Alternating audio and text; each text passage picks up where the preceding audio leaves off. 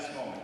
Like, I'm a person who looks toward the future, and being here, giving a closing address, it didn't really occur to me until very recently. And maybe it's because a large part of me just wanted to cling to every aspect of Del Barton I could find. I mean, I emailed Coach Rublin yesterday asking to postpone this like another couple of weeks. I didn't start writing this until like 2 a.m. last night. Every fiber of me said that I shouldn't be doing this. And that was my worry. It's funny how your worries develop over time. Because when you're younger, your worries are silly, you know? You fret about a swallowed piece of chewing gum, and if a goldfish dies, my God, get out the hearses. But as you get older, you know, you pick your high school, what friends to make, what path to take. Suddenly things start to get more serious. You're sort of forced to grow up. Then eventually, as you get older still, you ask even the bigger questions. What's my purpose? What am I supposed to do? And these are the things that always rattle in the back of my mind and keep me up. But only until recently did I realize that this is really a privilege. And it's a privilege for all of you to get to have these types of concerns. And it only occurred to me when I was reading about a student named Jamal who goes to a KIPP school in New York City. Now, for those of you who don't know, KIPP schools are really great charter schools. They stand for Knowledge is Power program. And it's total chance as to who gets in. It's a total lottery. And so this kid named Jamal was selected in the lottery. He was actually a really intelligent kid, but he was a prankster in a lot of ways. And when I was younger, like, I was all about pulling pranks. Mr. Finn's worried back there, I can tell. I mean, like when I was in like second grade, we had this girl who sat in front of me, and every day she would sway her hair back and forth. It would hit you right in the face. And so one day we were making Mother's Day cards, and I had like these zigzag scissors in my hands. Like not even typical scissors, it's like jujitsu scissors. Cut all the way across. You know, the teacher asked me, what were you thinking? And I stand up, it had to be done.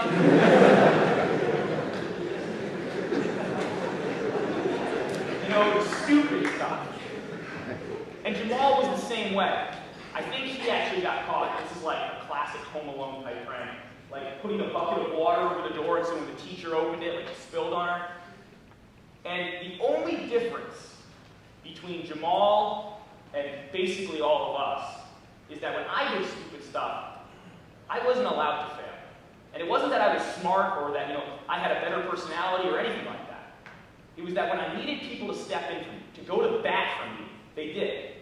And the reason you're here is because someone went to bat for you. Because someone loved you very much and took the time to make sure you filled out that act. To make the time to ensure that you came to Del Barton, a place where you would be loved and feel the affection and respect that everyone has for each other. See, Jamal didn't have that. So he got kicked out of the KIPP program. And several years later, he got arrested for drug possession. You know, it was hard for me to read about because the differences between us were just so thin. And I bring this up only because you are an extraordinary group of people. And you're going to be very successful. It's not when, or it's not if, it's when. And I'm reading this book right now that talks about successful people. It's by Ayn Rand. It's all about her philosophy of objectivism. And it basically says, if you grow a tree in the ground, the fruit that it bears are yours. The sweat of your own labor is yours. You should get whatever you create. But the more I reflect on my Del Barton experience, the more I recognize that my successes are often not entirely my own. It was Mr. Thompson yelling, "Scrub!" and getting me to read one more page. You know, for some of you, it might have been Mr. Chattel blowing a whistle, running one more suicide, or skating, or whatever you need to do. Or Brother Kevin having you read that debate case one last time to just get it perfect. So that kind of falls in line with the more Benedictine tradition. Something I was talking out of Giles about. The concept of noblesse oblige. Which means because you've been given so much, because you've been protected from failure your whole lives in so many ways that you can't even imagine, it's your duty when you are successful to give back, to look out for your younger brothers, to always protect the less fortunate, and to treat everyone you find with the same type of warmth, love, and respect that your parents have treated you with. So now, me and my fellow seniors are being forced to step down from our positions of protectors. We did everything we could to create a culture that would breed success.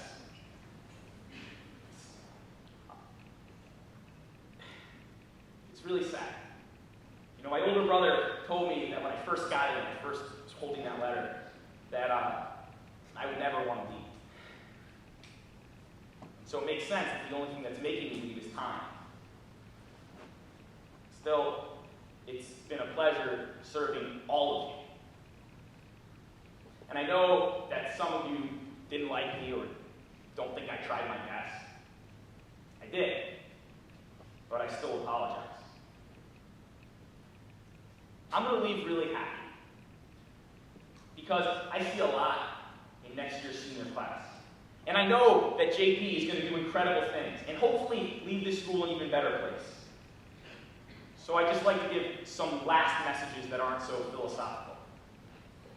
To the 7th graders in the rafters, congratulations on completing your first year.